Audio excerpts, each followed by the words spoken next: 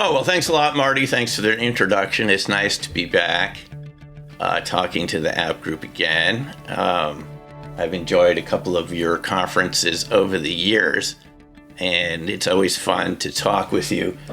Just as a little notice, I'm going to be participating in the IRVA online conference in November, and I will be talking about the Aharonov Bohm effect as one possible scientific explanation. It's one of these lesser-known quantum effects that describes long-range communications in the absence of electromagnetic signals. In completely force-free fields, you still get these long-range electromagnetic interactions that people like Hal Puthoff have applied for patents in for submarine communications. So, because we don't have a lot of discussion in the RV community about theory about why RV might work, I think it's something that we're all interested in, but we don't have a lot of data. I'm going to take one position on it, that what we're dealing with is, in fact, the Aharonov Bohm effect. And that's what I'll be talking about to IRVA in November. So, in any case, the topic for today is how did my experience in remote viewing lead to a rather large-scale interest in UFOs, now called UAP. The name has changed over the decades to fit, I guess, the needs of politically correct Washington, D.C. politicians who realized they finally need to deal with this topic. And I'll talk about how that led to this second edition of Black Swan Ghosts, because really my contact with this topic comes out of many of the people I met at IRVA conferences and later on UFO conferences. And I increasingly began to see that this was quite a serious topic, but because of the nature of non-disclosure agreements with the federal government, special access programs, and what are called waived, unacknowledged special access programs, the so-called, the holy grail of SAPs, the WooSAPs, as they're called. There's some sort of barrier between what we know as a society in our public discussion, what we hear being talked about publicly on the news, and what the state of scientific knowledge is within certain elite scientific groups and within federal special access programs. So it's this sort of compartmentalization that has led to our lack of knowledge about this. And this is precisely what a sociologist like me would study, is how is our knowledge about a certain topic socially conditioned? I think we grow up from the educational systems we're in, believing that there's sort of a free flow of knowledge in the modern world. Especially since the Middle Ages and so forth, compared to those times when people were burned at the stake for proposing heliocentric theories of how the universe works versus Ptolemaic theories. We believe that we're in an era of free information flow, especially since we've got all this information technology, right? But the other side of it is this huge level of secrecy that seems to be involved with this topic. And that's really what got my interest, was talking to all these witnesses over the years and seeing the level of trepidation and fear that they had to completely tell me what they had seen, what their stories were, especially people that had worked in the U.S. military, because they felt that they had signed agreements that prohibited them from talking about contact with UFOs, crash retrievals, and even seeing ET bodies and so forth, allegedly. So here's the kind of paradox of this, is the more important the information is to our discussion of this topic, the less likely we are to hear from it because it's been more and more compartmentalized. And we all understand the reasons for secrecy and security. My dad was in World War II, landed in D-Day on Omaha Beach. He wasn't allowed to say a word of that. And I saw the letters later on that the censors had marked out that he sent back to his parents with just the minutest detail of movements and where they were in France and so forth. So we all get the importance of that. At the other end of the spectrum, if we don't have any discussion of topics like this, we don't have any growth, we don't have any social evolution as a society because we don't have any information, and then our congressional, senatorial representatives can't make intelligent public policy. So this is where the bind that we're in at the moment. But let me describe to you how I got involved with this. I think you'll find this is sort of interesting and how it ties into remote viewing classes, Farsight Institute, all the way back then in the 90s. This isn't a topic that I had any sort of particularly abiding interest in as a person. I think it started when my mom took me down to the Everglades in the early 1970s, going all the way back to the 70s for those of us who were around then. And we were out there, we had binoculars. My mom was an avid bird watcher. Dad and my brother didn't come along. It was just me and her. We're out there in the swamps in the Everglades. And there's an object that appears right above us that is as big as a full moon and bright or brighter than a full moon in the daytime. So I point to it and I say, Mom, the moon looks really weird. And she said, she's looking through her binoculars. And she said, okay, sure. And I said, no, Mom, take a look. And she goes, what is that? The moon's over there. So we both realized this couldn't be the moon. So we had binoculars, better than even the phones we have nowadays for Zoom, like 10 really good bird watcher binoculars. We both look at it, and it was an amorphous object. It looked sort of amorphous at the edges, but within this circular greenish object, there was a definitive pattern of dots that formed, in my 11-year-old mind, a Z, maybe for zetas or something, zeta reticuli. It was like dots, perfect Z in a cloud-like object. And then, as soon as we began to look at it, it went from being completely stationary into a cloud. It accelerated in a rapid motion into a cloud, disappeared. We go, weird, what was that? We go to the ranger talk. We sit down next to people who had also seen it. And at the end of the talk, at these national park services, there are these amphitheaters. The ranger said, did anyone see anything interesting today? Well, this is the beginning of the talk. Expecting, maybe you saw crocodiles or storks or some sort of, birds or whatever. So my mom raises her hand. She said, we saw a UFO. And this ranger wanted nothing to do with this topic. She just sort of, anyone else see anything interesting today? Totally glossed over it. And there was a blackout at the time. The lights had just all gone out. So at the end of the talk, my mom goes up again and says, no, we really did see a UFO. And the ranger said, people see things all the time. It's probably a misidentification, and the power goes out all the time in the Everglades.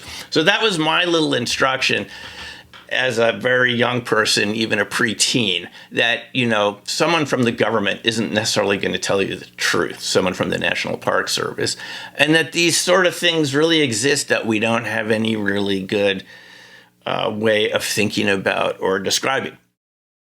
My mom always said, that's when they got you, they zapped you. That's why you got interested in all these weird topics later on.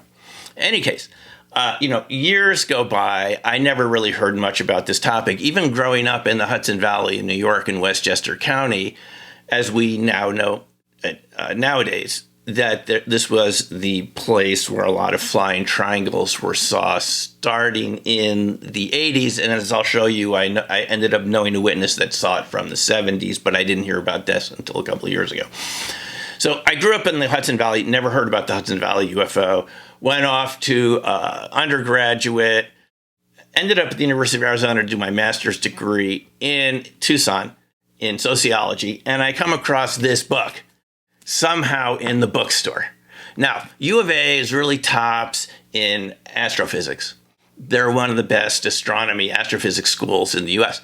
So I would go to their Wednesday night astrophysics lectures and hear about things like dark matter, dark energy, pulsars, just completely fascinating topics. Actually, a lot more interesting than sociology. Just mind-blowing, cutting-edge science from some of the best people in the field. And somehow along the way, in the U of A bookstore, I came across this book by Timothy Good, Above Top Secret. Now, this is, if you know anything about UFO literature, there are books before Timothy Good wrote this book, like Frank Edwards' book, Flying Saucer, Serious Business, which is an excellent book, and several other books before then. But this was the first book that really went through case by case with lots of pictures. It had a foreword by Chief of Staff Lord Hill Norton from the UK. And big, thick book full of many cases. And this book, I have found it on my shelf, but it actually didn't lead me to be interested in the topic. I can't remember ever having a discussion about UFOs from high school through college, believe it or not, with anybody. All I heard about from my teachers in high school is that these were probably misidentifications of the planet Venus or hallucinations or people who were drunk out in rural areas. And that Project Blue Book had explained all of this, or most of the cases, even though we now nowadays that they didn't explain about 20%. They said they couldn't explain 20%. But it's not like I really had an interest in this topic. I went through graduate school, just sort of like most graduate students, WSU, Washington State University, Pullman, Washington. You're really focused on getting your PhD, your dissertation, your defense of your dissertation, all these things. It's a lot of focus for a good 5 years for me in this case. The topic of UFOs never came up for me. I didn't attend any conferences. I can't remember having a single discussion about this topic with any colleagues or any people. I think in the back of my mind, I was still interested. But it wasn't until I got to Farside Institute, which was created by Courtney Brown back in 95, 96, just when the RV program was declassified in 95. As all of you here know, several of the people who had been in that program began teaching it because the protocols were never classified, as we know, just the particular projects. And I believe it was Ed Dames who was one of the first people to come forward with it. Jim Marrs actually had the first book about remote viewing. He passed away a number of years ago, and he asked me to write the foreword for that book, Sci Spies. But his publisher didn't want to publish this book in 95 because they felt there was too much risk with a recently declassified program that there could be some sort of backlash from the federal government. So they delayed publication of Sci Spies for a couple of years. But it's a good look at the RV program from whatever we knew, what Jim was able to find out back in 95, 96. So I go to one of Courtney's classes in May of 96. I think it might have been his third class. He taught 8 people at a time. The class was for 8 weeks. And this topic of UFOs came up a lot. It was in Courtney's book, Cosmic Voyage, doing remote viewing on different topics, verifiable topics like we're all familiar with, and the more esoteric topics, like a lot of people who are involved with RV like to use this for. And esoteric could mean a lot of different types of targets. We're talking about unverifiable targets where you have some sort of interest in the project, the target, but you can't get direct information about it, but it's still sort of fun to do it to see what you get, just to sort of practice. Now, when I first heard about RV, I have to honestly say I was really skeptical because I had been, after I got my PhD in sociology, I got hired back by WSU to teach statistics. So I'm coming at this topic from a kind of mainstream academic perspective, but I was open-minded enough to feel that maybe there was something that I hadn't learned all the way from kindergarten to PhD.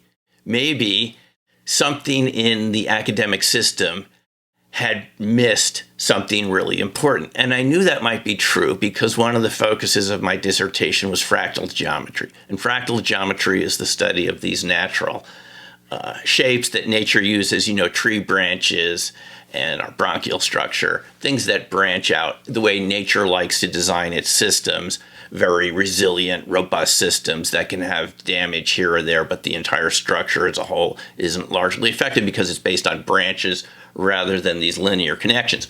So in my mind, I had the idea of studying fractal geometry and chaos theory. And at the time, in the 90s, the main folks studying chaos theory were the people at the Santa Fe Institute in New Mexico. So you could read about this. My committee was not particularly interested in this subject, and at the time, fractals were basically used for satellite communications to compress data. And later on, they were used in cell phones to get different sized antennas within a fixed volume. So there were some practical applications for fractals. But what this led to me to think was maybe there were topics that academics had completely missed, because nobody really knew about fractal geometry or chaos theory in the social sciences. You just had those folks over at Santa Fe Institute, and I participated in, I was a member of the Society, International Society for the Study of System Sciences, a lot of S's in that acronym. And they were interested in this topic, but I didn't find a lot of interest in the social sciences, and I used it to measure sort of what seemed like the declining information that were accessible to us in newspapers using something called the Hausdorff dimension. And I came up with this idea of fractal flattening, that things were flattening out. Maybe we were losing information. So I was open to the idea there could be topics that were based on chaos theory and fractals that might be important that no one had talked about. So when I heard Courtney talking about RV, I thought maybe this is it. So I went to the Farsight Institute with an open mind that maybe there were topics around phenomena that were not based on linear interactions, that were not based on averages or standard deviations. In other words, what I had been taught as a statistician might have been a very limited number of tools. And as they say, if all you have is a hammer, everything looks like a nail. And this was my experience with social science. Is I had been taught to throw out outliers. This is what you're taught in social sciences with regression models, is that outliers ruin your coefficient fits to lines. You want things to look like lines for your regression curves to look good for your publications. So you're taught that it's okay to throw out pieces of data that don't fit your regression line. A couple, maybe it's one or two. So I was aware that data was being thrown out, something could be important. So I went to the Farsight Institute, and I was really surprised to see that people were getting target contact, including myself, within a day or two of training, and maybe a couple days max. They were describing those pictures and folders. Courtney was teaching what he learned from Ed. We know that Ed learned a kind of abbreviated version of CRV, according to Lynn Buchanan, that it was what Ingo taught him just as a minimal amount so he could be the secretary for the Fort Meade program, if I'm not mistaken. He didn't learn the entire system. So that's the system that he had taught to Courtney, and that's what we learned. But even that sort of simplified CRV system worked. People got results. I was astonished a couple times to see that I had really reproduced the target picture. It's on a folder. Traditional CRV system with random numbers put on the folder. And in my graduate school trained mind, I couldn't see how that information got from over there in a folder where it's just sitting there and no one's talking about it into my brain. So obviously there was some other subterranean type of communications channel going on here that no one had ever told me about. So I got interested in it, and I stayed on to become a teacher at the Farsight Institute because I had a PhD. Courtney thought I'd be a good person to be the senior instructor there. So when we had these classes later on in 97, we started getting lots of different type of people, including people that had worked in the federal government with NASA. And I think, as you all know, this sort of topic, RV, attracts people who just feel like they have something to say, and they're going to be around people who are not hostile to what they want to talk about. They're just sort of around like spirits, kindred spirits who will be open-minded. So one of the first UFO witnesses I met were these two folks. One had been a shuttle astronaut. He had been trained as a shuttle astronaut. He hadn't flown, but he showed me all the pictures of him in NASA training in spacesuits and so forth. And he told me about triangular craft. Triangular craft that he said had been reverse engineered from extraterrestrial craft. He was very serious about this. And he said the purpose of these triangular craft is they could go something like Mach 20, and they were designed to take out ICBMs in our adversaries' arsenal in about less than half an hour. And that we had triangular craft. They were designed to be used in a military context, and they had been reverse engineered. He didn't show any pictures, no evidence. It's just a story, a shuttle astronaut. And then another person I met was a guy that had worked for NASA as a private contractor, who said that his job had been to transfer NASA's 16 millimeter films to VCR. He was an expert in VCR technology, and he had developed a device that you could just feed the 16 millimeter film in and then transfer it to VCR, which would have been popular in the 80s when the technology was invented, 80s and 90s. And he said that when he looked at this footage, you could clearly see structures on the moon. You could see bombed out buildings and domes, and some sort of war had happened there in the past. And again, he was very serious about this. He said you can actually see this for yourself with a really good telescope if you know where to look in some of those craters. You'll see objects that show that the moon has been inhabited in the past. So these were two people I met that seemed very credible. They had both worked with NASA. They told me that there was definitely some sort of cover-up going on.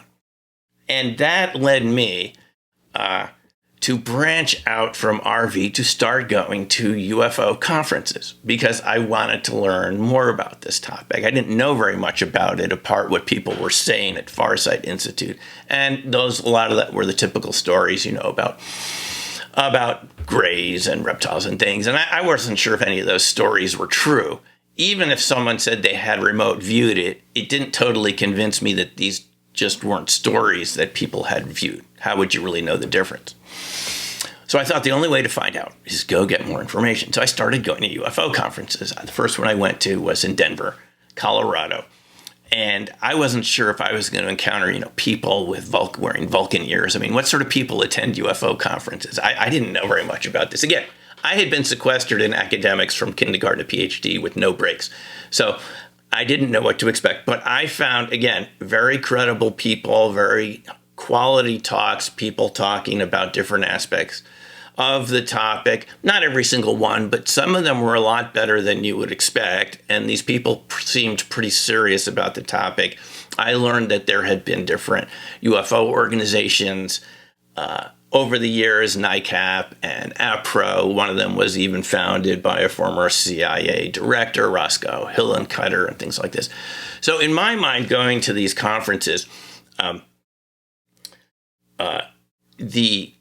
there were a lot of reputable people there, and it seemed like they really had good evidence, and they had good reasons for really not wanting to always talk about this in public. I learned about these different sort of programs, and I just started going to more and more of these conferences, and I ended up going to many in the Las Vegas area, mostly the International UFO Congress, and one by the Bob and Ryan Woods, the UFO Crash Retrieval Conference that started in 2002, and I think I went to about 10 of those. So I only missed one or two of those. And just because the type of people I kept meeting seemed very credible, and they had a lot of stories to share.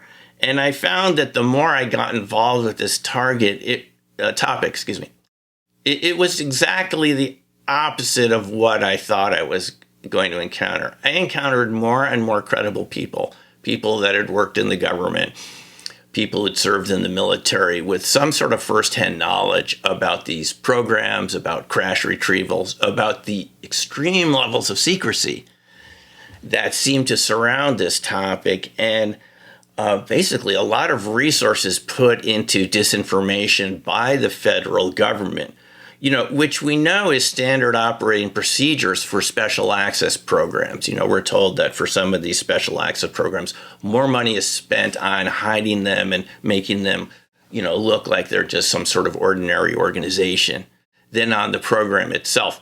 So the more information I gathered, the more I realized that this was a topic with thousands and thousands of really good witnesses that the mainstream public had never heard from. And that's why I started to think of it as a potential black swan event that would eventually affect our society. That name comes from Nicholas Taleb's book, The Black Swan. And as you know, he's written a lot of good books about, basically, to sum my understanding of Taleb is bias. How we're biased by the institutions we're around, by groupthink, by professionalism, to create narratives that may be socially acceptable at the time and may be favored by our employers, but increasingly deviate from the truth. And in our lifetime, one of these big black swan events was the credit crunch of 2002, 2007, 2008. An event where a lot of banks had insured each other in a sort of kind of a domino scheme.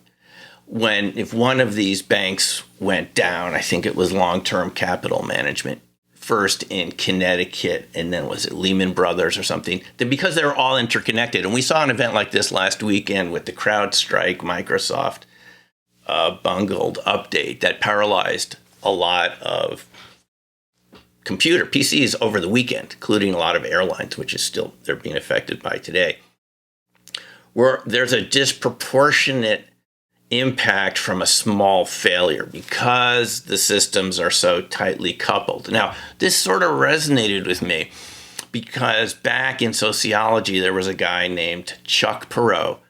I believe he was from Yale. He had written a book called Tightly Coupled Structures. And the book was about is if you tightly couple structures too much, you increase failure rates and make the failures catastrophic, right? So the way nature deals with it, with fractals, going back to the study of fractals and chaos theory, is instead of just a branch breaking off the tree and the rest of the tree being okay in a storm, the way modern societies have built their technical and economic infrastructure, that the parts are so tightly coupled. Again, we saw this last weekend with the CrowdStrike Microsoft update, that if one component fails, it can just spread throughout the system really rapidly and cause a catastrophic failure. And this is sort of the idea behind black swan events, is that they're not just events that, have a big impact that are rare. They're events that we discount because we've been told to discount them, that could have a disproportionate impact and create a huge failure that we don't anticipate.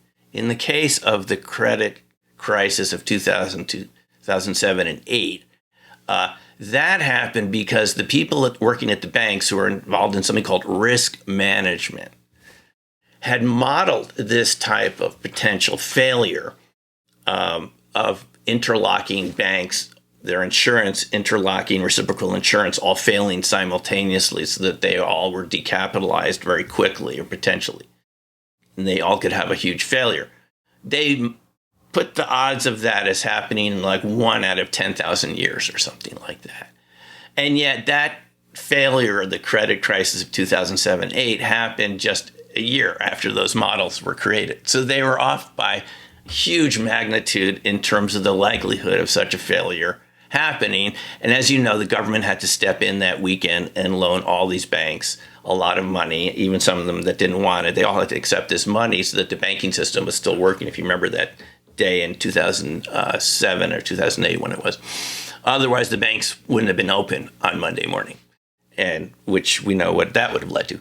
So that's an example of a black swan event. Now, having encountered so many of these witnesses now over the years to UFOs, crash retrievals, and even witnesses who implied to me, they haven't said it directly because they weren't sure if it would violate an NDA to talk about having seen this, implied they had seen extraterrestrial bodies at an Air Force base. That the amount of witnesses that we have out there who know about this, and I'm just saying this based on the people I've talked to who haven't felt comfortable coming forward with this with their names, would lead to another type of black swan event in the minds of the American public.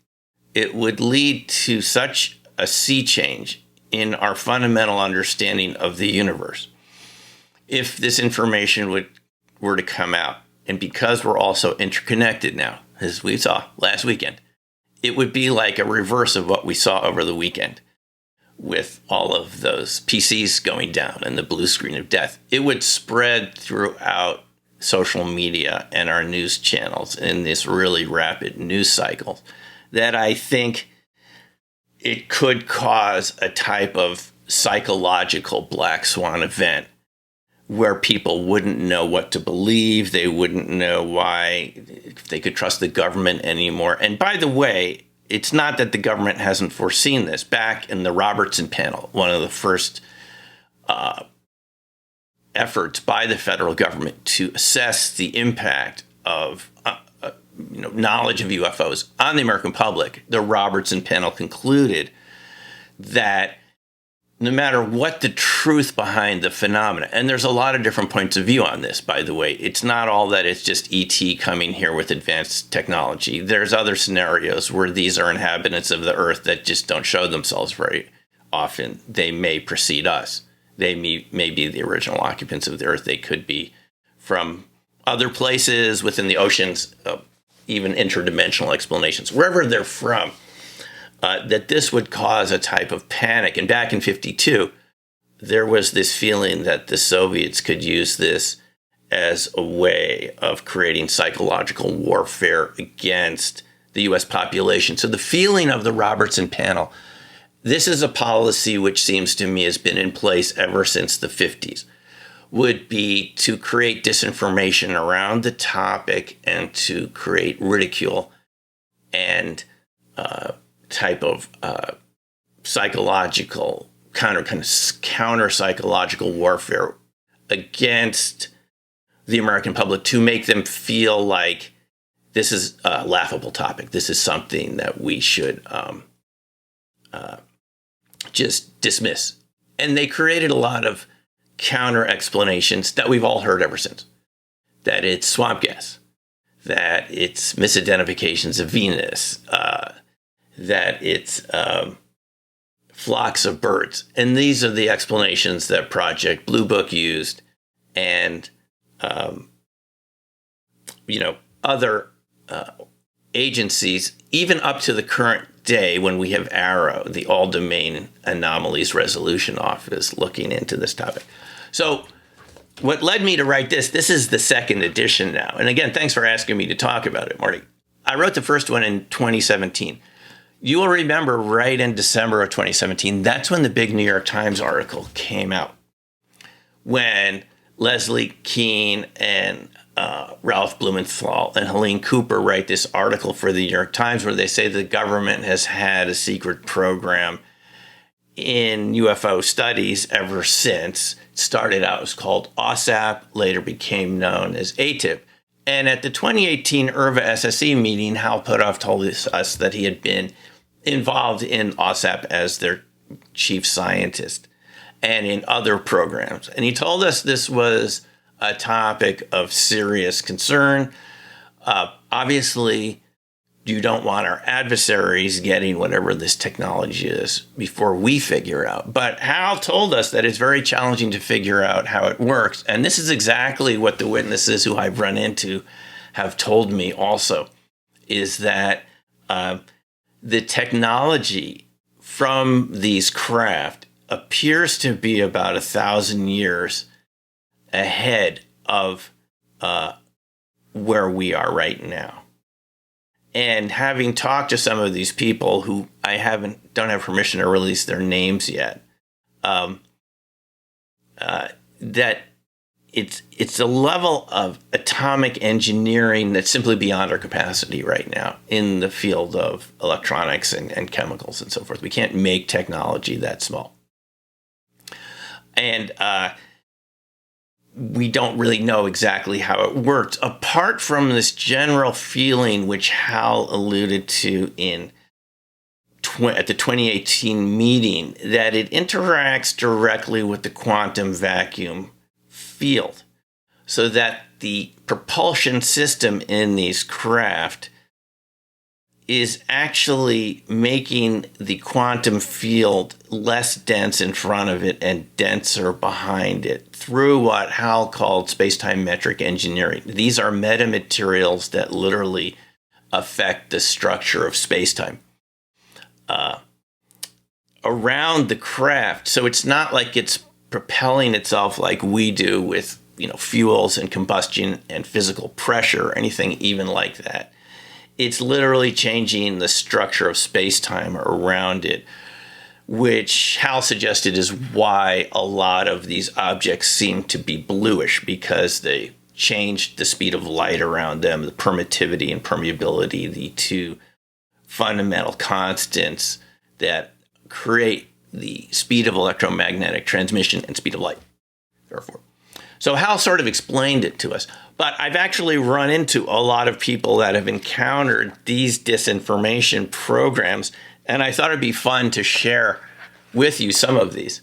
So the original book comes out in 2017, and I just take some 15 of the best stories I've heard from witnesses over the years. So let me give you an example, Marty, of what some of these people are like and why I found them so fascinating and why I thought they really needed a book. Because I really felt that if what these people are saying is true, I originally was skeptical about RV. That turned out to be real. Not only did I find out it was real statistically, having read, all the work of Dean Raid and Jessica Gut's people that have looked at this statistically at May to show, the RV, we can show that it's real statistically. But this topic turned out to be the same thing. It actually was considerably more credible than I originally thought. And the reason we don't know that is because of these disinformation campaigns, which have been employed against our own country to ridicule the topic. Now, maybe before I get into some of these stories, maybe there's good reason for that. It seems like the truth of this might be so shocking. Jim Semivan, who I believe has worked at CIA in the past, said that it's indigestible, the truth about this topic. And you can imagine the full range of things we've heard about, from human abductions and maybe animal mutilations and incursions into the Northern Tier Strategic Air Command bases, neutralizing nuclear weapons, things like this, an entire range of phenomena, that it has such a broad impact on us in different ways. But it's still not easy to prove, but you amass all these witnesses, that it's actually a lot more credible than we've thought. And I think it's certainly one of the most important topics of our time. So let's just take an example of someone I met over in the UK. This was Peter Leather. He's a jockey. And he had raced horses for the Queen. And he told us this story in this pub at Beckhampton in the Wagon and Horses. And he would tell this to our... I started going on crop circle tours, eventually leading crop circle tours over there. And we would run into Peter Leather a lot. And he would tell the story. Eventually, I recorded it. Now, I want to say, for those of you watching, you can listen to these interviews that the book is based upon, because I put them all on the blackswanghosts.com website. Peter's interview is there. You don't even have to buy the book. I mean, you can just listen to some of these interviews and see where I got this material from. But why do I call it, first of all, why is it Black Swan Ghosts? Black Swan events, to me, are events that, are hard to believe would happen, like a total banking failure over one weekend. But you could understand it in your mind. But Black Swan Ghost events are events that you might not even believe are possible. Things that are so beyond what your conscious mind believes is possible, that they're almost sort of just ghostly possibilities, almost things you don't even want to talk about. I don't think anyone around the dinner table would be afraid to talk about a banking collapse happening. We don't want it to happen, but we could talk about it without fear of ostracism and ridicule. But these sort of topics, Black Swan Ghost topics, are topics where there's a danger of losing status, what we call it in sociology a social danger zone, which is that if this topic is associated with you in some way, it causes a loss of your status and people to look at you differently. And that's what this topic has to do with. It's not just that there are a lot of protocols in place to ensure that people who've been involved with this in some way don't talk about it. It's that, and it's partly just the way society is too. People don't like to be ridiculed and ostracized and made fun of by these topics. This is the general area that sociologists call hidden events. Hidden events are topics that people are experiencing and are not talking about. And Ron Westrom, the sociologist from Michigan, talked about this at a number of SSE meetings, Society for Scientific Exploration. And he, without even going to something like UFOs, you just talk about something like child abuse. Child abuse is something that we all now accept is real, that it happens, that children are abused by their parents and others. But back in the 60s, it was still a very controversial topic, and a lot of people didn't believe in it.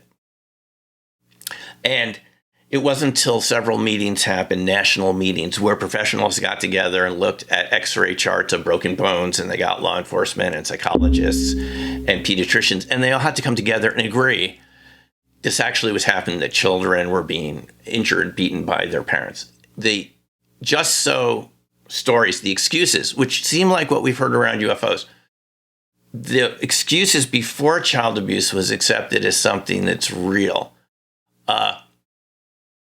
were that they were falling out of trees or being beaten by bullies or had thin bone structure. These were sort of the counter explanations. And it sounds like a lot what we hear around UFOs too. That it's swamp gas, that it's flocks of geese and misidentifications of Venus, weather balloons, the explanation that was given for Roswell. So this is sort of the counter-rationalizing explanations that we use to avoid talking about these topics. So let me just talk about some of the cases here. And this was Peter Leather. Now, Peter had an experience walking across the downs in Surrey at 1 a.m. with a friend carrying a gold embossed bust of a Native American. He was a fan of Native American culture growing up in the UK. He felt like he had had some past lives as a Native American. They see this object come over, and it's flashing every few seconds blue, like a disc, and it lands on the hill about 100 feet away from them. Peter wanted to, and the door opens up, and this being gets out, this 6-foot-tall being. Peter tells us. And it starts walking towards them with a glowing object in its right hand. And Peter wanted to go meet this tall being in this skin-tight suit. And, the light's flashing behind the craft, so it's kind of very eerie. His friend goes into a total panic and pees his pants. Peter starts panicking. The friend's pulling him away. We got to get out of here. The being turns around, walks back into the craft. Peter says it starts lifting off the hill, shoots off in the distance, same flashing blue light as it's, behind the sort of fog that it's generating. So Peter wasn't sure what they'd seen, but they go over, they flag down a car. Turns out some friends on the highway go to the nearest police station. He said in those days, in the 70s, in the UK, there were UFO reporting forms at the police station. So they fill out this form. They go home. The Bobby says, what's going on here? Let's fill out this form. And they fill out the UFO, describe everything. Peter says the next day at work, he gets a phone call. And Peter says, who is this? They go, never mind who we are. We want to know what you saw. And they want to hear every little detail about this, every blade of grass, and every little thing. They won't tell Peter who they are. But at the end of the call, they say, Mr. Leather, what you saw was a weather balloon. And Peter says, I didn't see no blankety blank weather balloon. And he slams down the phone. The next day after that, in the mail, he gets an invitation to a UFO conference. Now, Peter told me back in the 70s, it took 5 days for mail to get across town, his own small town up in northern England. He gets a letter inviting him to a UFO conference in Manchester in a couple days. He gets permission from his boss to take time off work. And he finds the place. It's a pub. He goes in. The pub owner says, I don't know about any conference, but there's a group of guys downstairs in the basement. So Peter goes into this room. He said it was every ethnicity on the planet was represented there. And they all had a type of uniform, but he couldn't tell what branch of the military they were. It wasn't clear from the insignia what they were from. They were from some organization. They say, Mr. Leather, please come in. And Peter says, oh, is this the UFO conference? And they said, well, we want to hear about your story, Mr. Leather. So they grill him through, go through every little aspect of this, every blade of grass, the whole thing. And they have him draw out what he saw of the craft landing, the being getting out, walking towards him. And at the end of the drawing, they said, Mr. Leather, what you saw was a weather balloon. Can we have your drawing? Can we have the drawing of the weather balloon? And you're welcome to leave now. And they ask him, and he leaves. That's the UFO conference, right? So that's just a funny story that it seemed that even back in the 70s, he said they felt like the UN. Maybe we know the UN did have a classified program in UFO research back then. So maybe this was a branch of the UN. They have reports come in. This is not just something in the sky. It's something that lands with a humanoid getting out. And they feel it's important enough for them to go meet with him and talk. So that's just sort of one story in chapter 7. Peter the Humanoid, the Strange Phone Call, the Mysterious UFO Organization. And this is the type of thing that you encounter over and over again. Here's another case. Again, Louise Voves. She's no longer with us, but I met her in central North Idaho. Her story was a friend introduced her. She had been picking huckleberries with her brother in Usk, Washington in the late 70s. They were out there. There was also a mother and their son. Her brother made huckleberry products.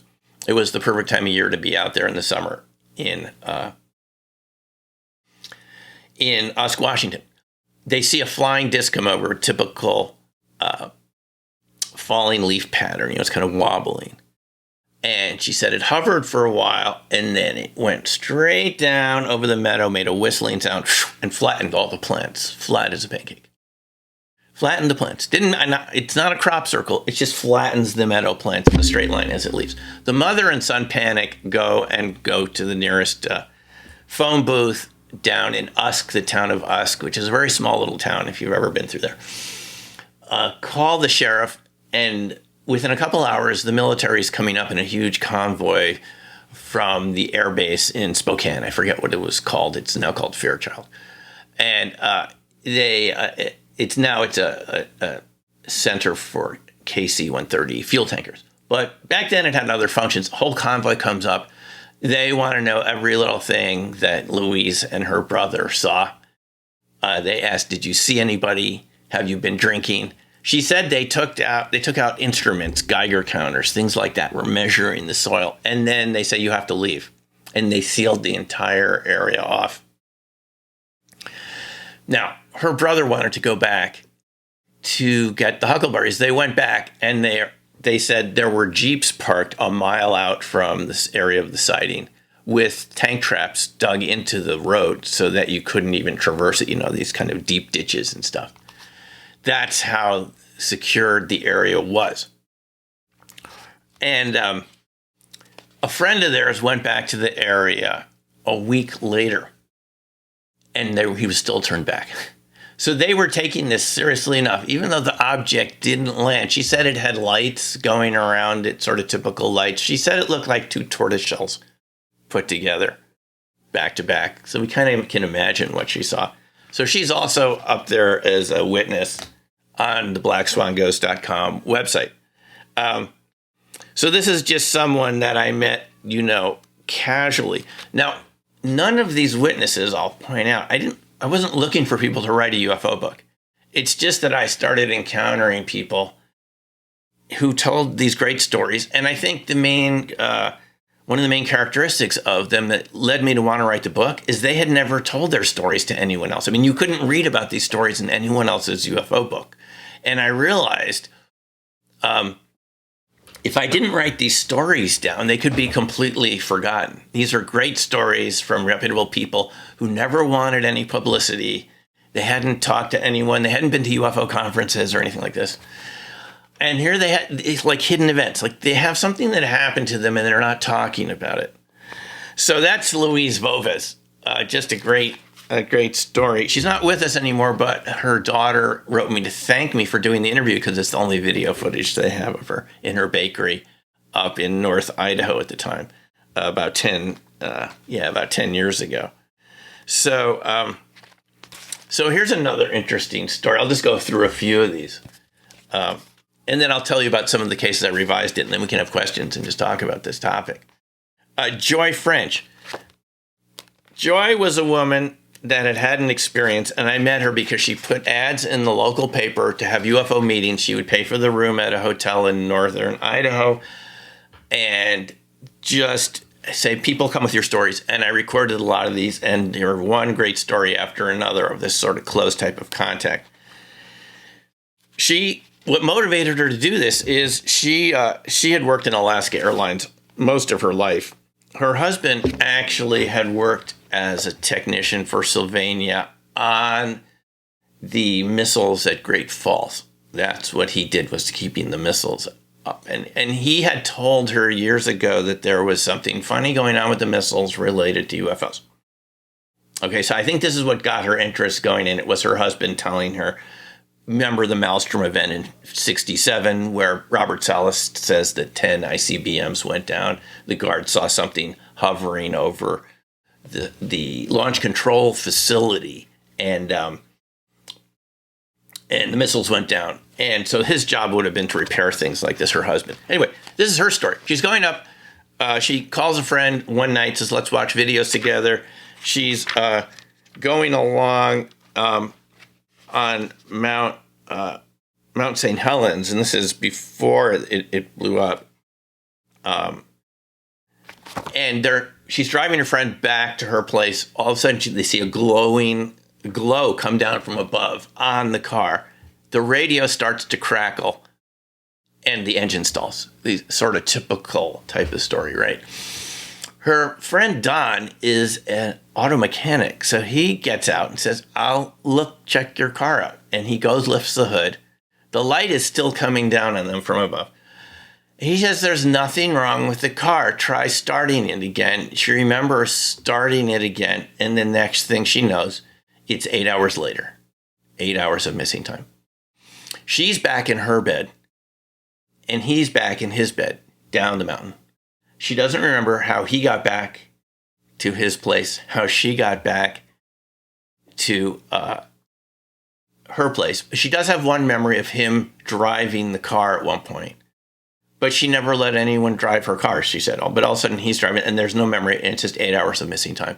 They meet the next morning and agree never to talk about this again because people will think they're strange.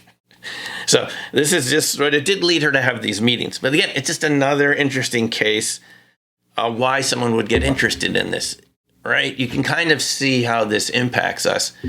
It's just at the edge of our perception. And because we don't talk about these sort of topics, because they're hidden events, we don't have a really good frame of reference, a metric by which to talk about these phenomena. Here's another great story, chapter 10. This is a guy, part of our crop circle tour. We had Colin Andrews, who's a crop circle researcher from the UK, lives in Connecticut now, but he was our guest expert in 2010. He set up a meeting in Wales for us to talk to UFO witnesses. This guy, Ken, said, just another credible, here's a police officer, a bobby, as they call them in the UK. His son one night says, Dad, come out. There's something coming down in the sky, and there's a big object up there slowly coming down. He runs out to the golf course where people have set up telescopes and see something land in the woods. It's his shift to go to work at the police station. He gets off duty at 6 a.m. They haven't had any calls or much happened. He's driving back, and he says he sees an 8-foot-tall spaceman by the agricultural cottage with its back to the walls and its hands up, extremely tall, in a sort of a suit, like a humanoid in a sort of a suit. And it is the strangest thing he's ever seen. And he keeps driving. He said he was glad he wasn't on duty because he would have had to go over there, but he didn't want to go over there because this thing was so big. And the sighting of this thing coming down outside of town had just been earlier that night. He goes home. His wife sort of says, "Oh, come, nothing happened," so forth. But he did find around that week in the UK, there were other cases of people meeting humanoids on the road, including a woman named Joyce Bowles, who was over in near Andover, who said that their car was pushed off the road. They saw this craft landed and their car was pushed off the road. It stops and these beings come over and talk to them through the window. A blonde being talks to her through the window. The car starts again. She drives away. Colin investigated it, saw where the vehicle skidded off the road and so forth. That happened around the same time. So that's another person that I added into the book, Ken, the policeman. I mean, when these people tell you their stories, folks, they're just so credible. These are such salt-of-the-earth people, and they've never talked about it really much before to anyone. And this is just for historical reasons why you want to record these stories. Lynn Buchanan is in the book. If you'll remember, Lynn has talked about this a number of times, where he had this sort of memory of something being taken on a ship, and it had been when he was moving, and his wife was somewhere else at the time involved in the move. And he remembers someone coming around the side of the house and taking him into this craft. And she was asked at one point to fly the craft. They even offered him a position to be the pilot, but he said he had a family, he couldn't do it. And there were people on the craft. It made him very uncomfortable. They were alternately crying and laughing. And they bring him back. And he was never sure if it was a dream, but he said a couple weeks later he got visited by men in black over at Fort Meade. And one of them was a scientist and one was an interrogator, and they wanted to know everything about this sighting.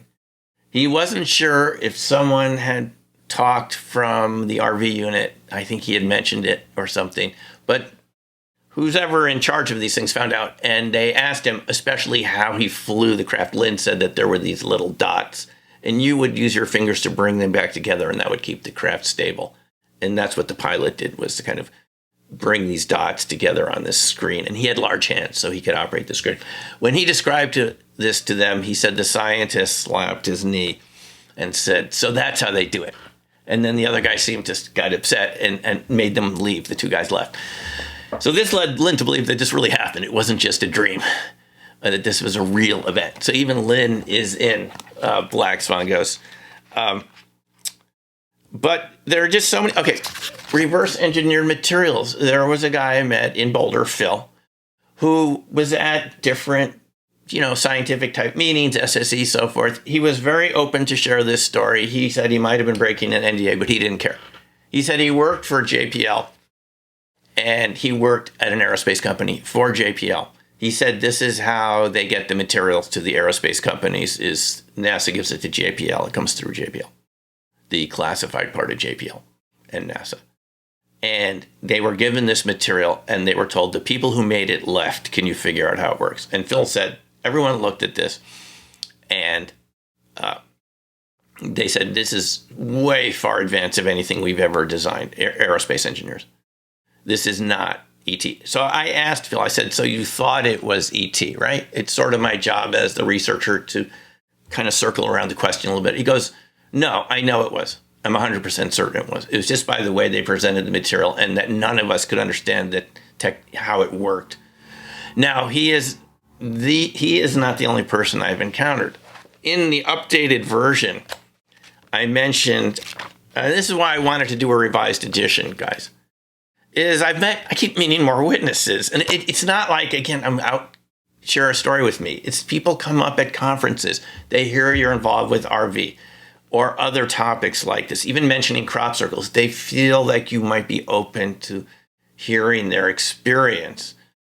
They don't want to break their NDAs, which makes sense, but they want to share their stories. So this engineer at one conference, this is someone that was involved in inventing the PC, as we know. That's all I'll say. And this is someone who's very well known in Silicon Valley. And he told me same sort of thing that Phil. But this was a large piece, about 3 feet across.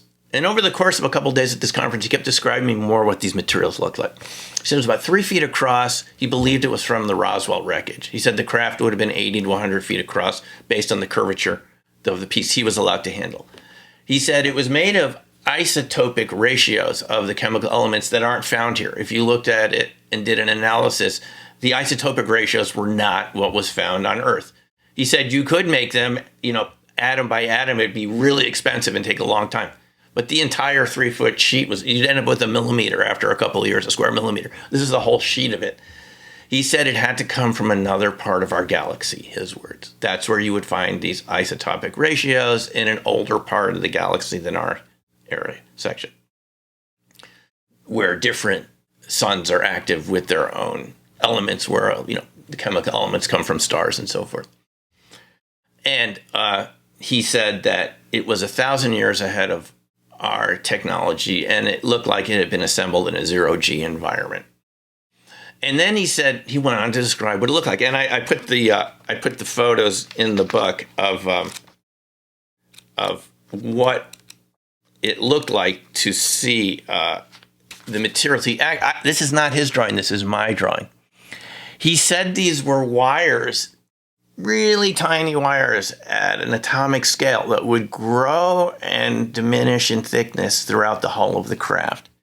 And occasionally there were these hexagonal shapes that the wires would loop around. And again, it was his belief from this that, similar to what Hal told us, publicly available knowledge in 2018, we thought of Hal, I did, just as someone involved in the SRI program, right? But Hal told us that was just one of many jobs he did, that the UFO research was another big part of it. What this engineer told me was exactly what Hal said, that it interacted directly with the quantum vacuum, changing its density.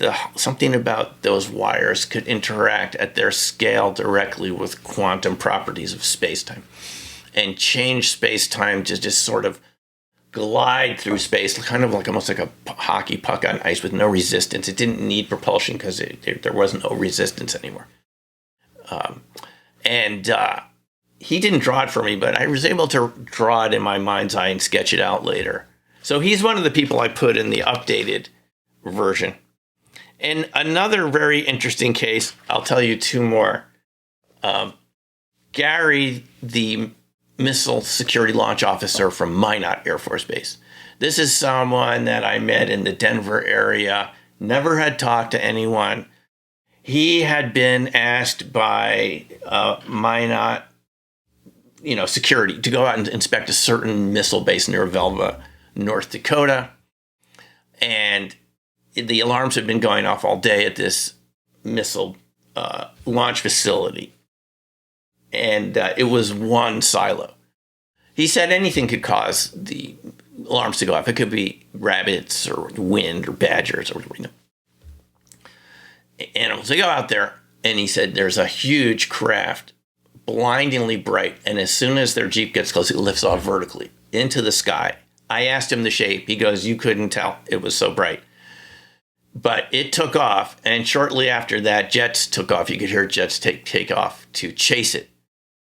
They were burned on the right side of their bodies. Everything on the right side of the security alert team truck, the Jeep, was burned, including their M16s.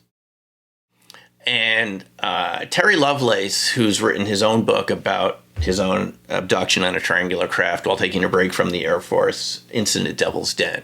Terry's someone I know. Told me that what Gary described, the inside of these missile structures being a security guard, it's what they look like because he was served around the same time at these Minuteman facilities, one of the variants of the Minuteman missile systems. And they attempt to hypnotize him the next day. They asked him to come into Minot Air Force Base. I later ran into someone who had been asked to be a hypnotist at Minot in those exact years, but he turned it down. So we know, again, that they had hypnotists working at the base. Gary wasn't a good subject for hypnosis. He had a cold that day. They never really could get him into hypnosis, but they wanted him to forget about it. Just same thing that happened to Terry Lovelace, by the way. You can read and hear what Terry had to say about this. They split him and his buddy up. He never sees the other guy again. And he has these long-term injuries on the right side of his body, which he still has, these kind of anomalous growths, which reminds you of the incident at Rendlesham Forest with John Burroughs and Jim Penniston and so forth. Now, just talking about Rendlesham Forest, one important event I went to in 2013 was the citizen hearing for disclosure. It was a privately funded event, like a mock congressional hearing at the National Press Club that was created by the Paradigm Research Institute. They could not get any sitting senators or Congress people to attend this event. They wanted it to be like a hearing. There were 40 witnesses from around the world. Penniston and Burroughs were there. You remember, it was Burroughs who suffered these sort of burns. And by the way, Hal described this as a function of this sort of blue shift that it can create ultraviolet burns. The way some of these craft work and why some of them have this sort of radioactivity associated with them, this sort of ultraviolet ionizing radiation and other types sometimes. But this was a really good event at the citizen hearing. They couldn't get any sitting senators or congresspeople, so they paid some. Mike Gravel, who recently passed away from Alaska, was the senator there, retired. They had to pay people, retired congressmen and senators. I got to talk to Merrill Cook. It was an excellent event. I called Merrill Cook after citizen hearing. And I asked him what he thought about this, because he said he didn't know anything about the topic. He said it was a lot of very important witnesses, and he was concerned about aircraft safety, just hearing from the people from the FAA and pilots about the effect of these craft on global airline safety, just at a bare minimum, which is something we're hearing from Congress right now. And I later saw one of Merrill's presentations. And again, this just gives you the feeling of the secrecy around us, which I think, again, is a very double-edged sword if we don't find some way to deal with this.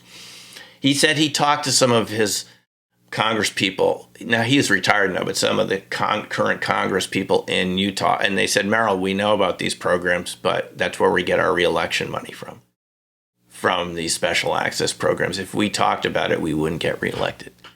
So I think you can partly see what's going on here. There's just a lot of money involved in these programs. We're told it's been trillions over the decades. And the aerospace companies get some benefits because they get the materials through JPL. They want to have... Now, they've spent money and time investigating. The aerospace companies have put their own resources into this. But then who does it belong to? You've heard about the Schumer-Rounds Amendment, which was taken out of the last NDAA, but it's been reintroduced in the Senate again.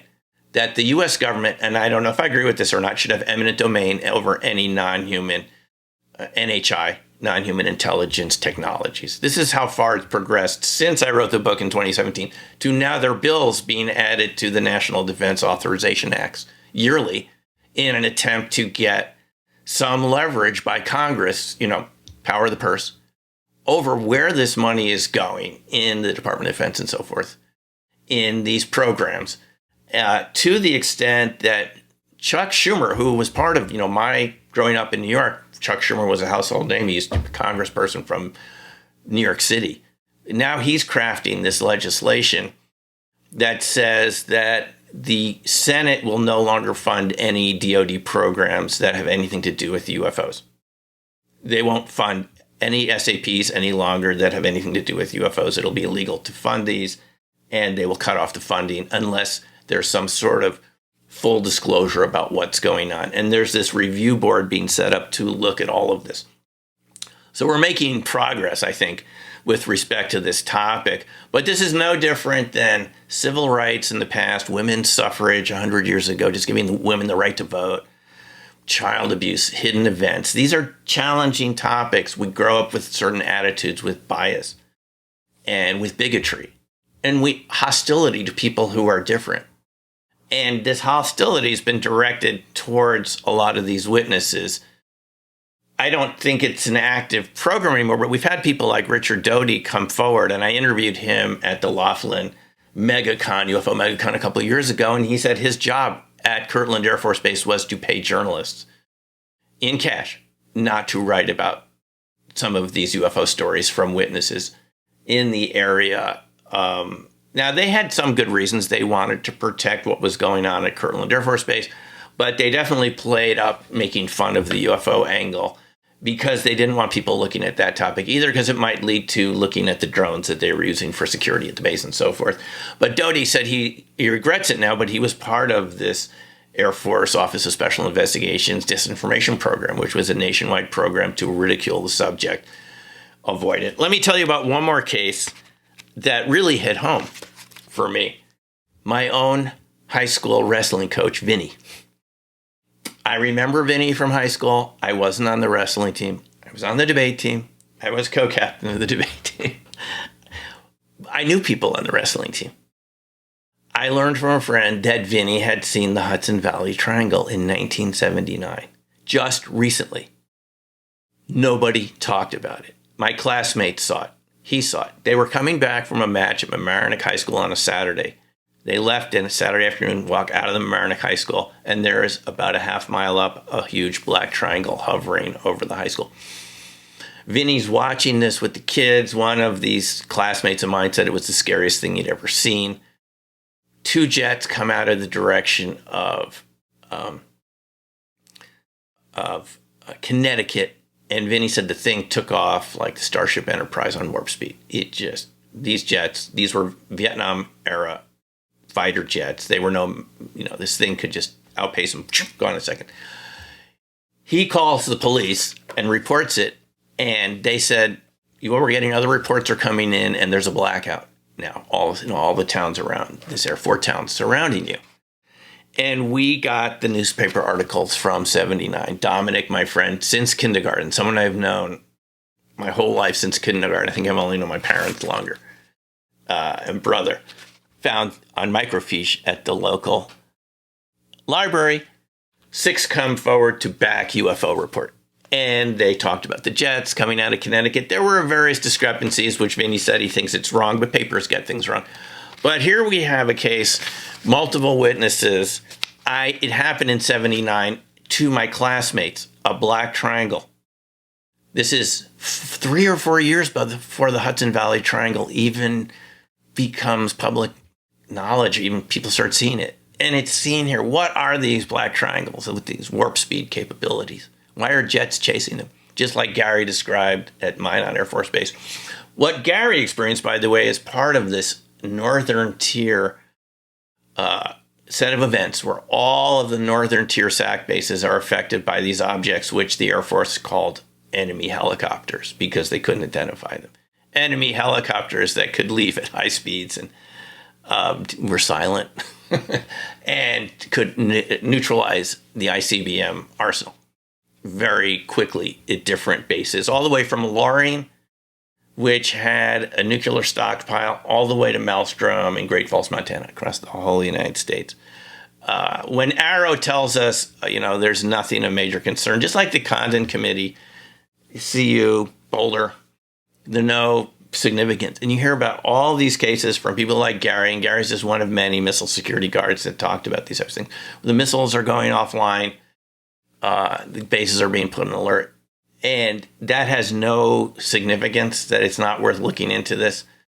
You just know something really has to give here. So the Vinny case is just another reason I wanted to update the book with new cases, because here it happened right in my own high school. Talk about hidden events. So one more book I think we need to talk about, of course, is something that Tom has talked about. This is the original version of Penetration. Ingo sold these to me. I bought 2 from him at Austin in 2002. I drove with 2 other RV friends down from Boulder to Austin, 2 days. And it was the first time Ingo had spoken, remember? If any of you were there at the Austin conference, he gave a great lecture. I still remember it, about how we have more senses than were talked about, maybe even 20. And it was just a brilliant lecture. He talked about that book, The User Illusion by Tor Nordstranders, which had made it into my dissertation just about limiting information, technology. Ingo had saw it as our conscious mind, and that's what the book's about, our conscious. We're aware of more than we think we know. Well, Ingo was sitting right next to us because I was selling my book at the time, Opening Minds, and there Ingo was right next to us and I bought two of these. One of them was signed, even though it seems to have walked away from me. I can't find it anymore. This, as you know, so you've heard Tom lecture about this at different conferences. I think at your conference, Marty, right?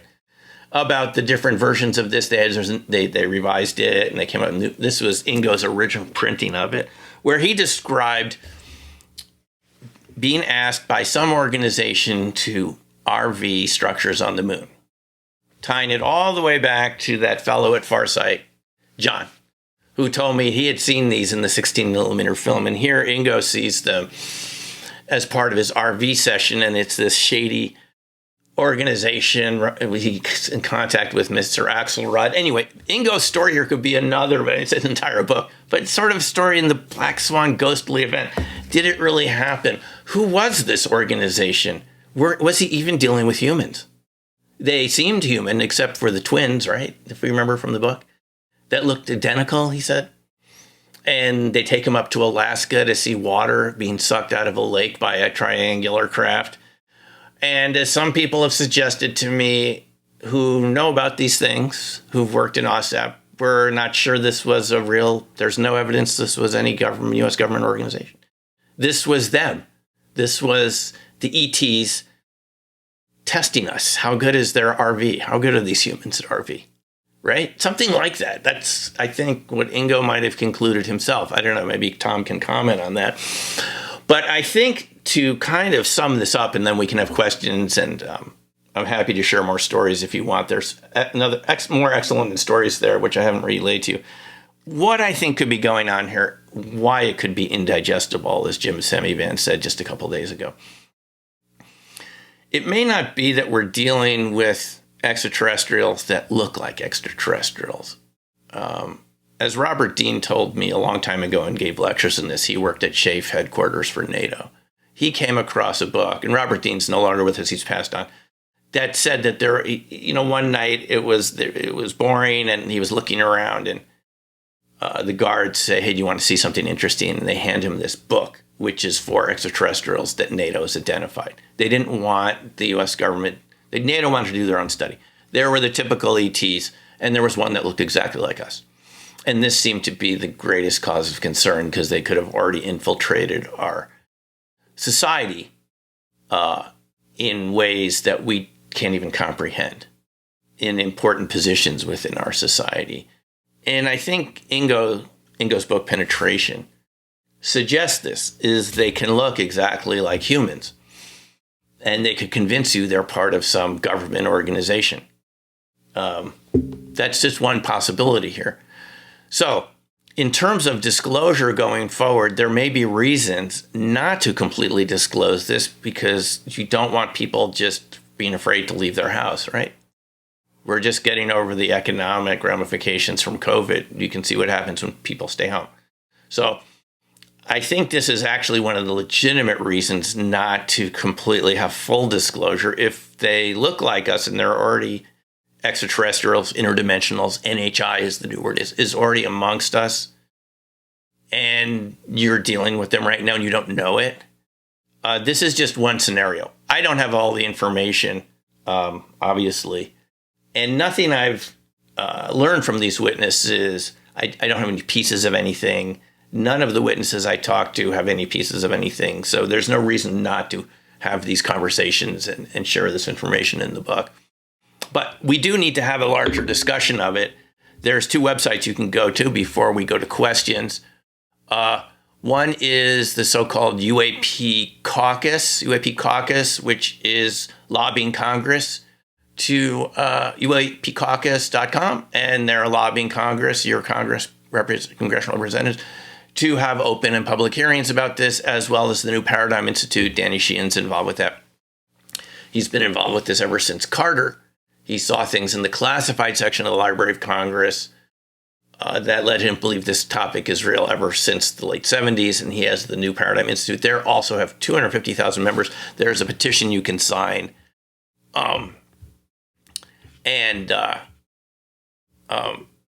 You can participate that way. So There is increasing action right now coming from senior citizens, senior senators. To get this out in the public in some way or form so that it's not just a ghostly topic. And we can hear, I'm convinced I've only tapped about 15 or 18 witnesses in this book. I know there have to be many others that we haven't heard from. And the reason I know it's true is some of them didn't want to appear in the book. I'm thinking about those witnesses who've served at the Air Force bases, who've seen something.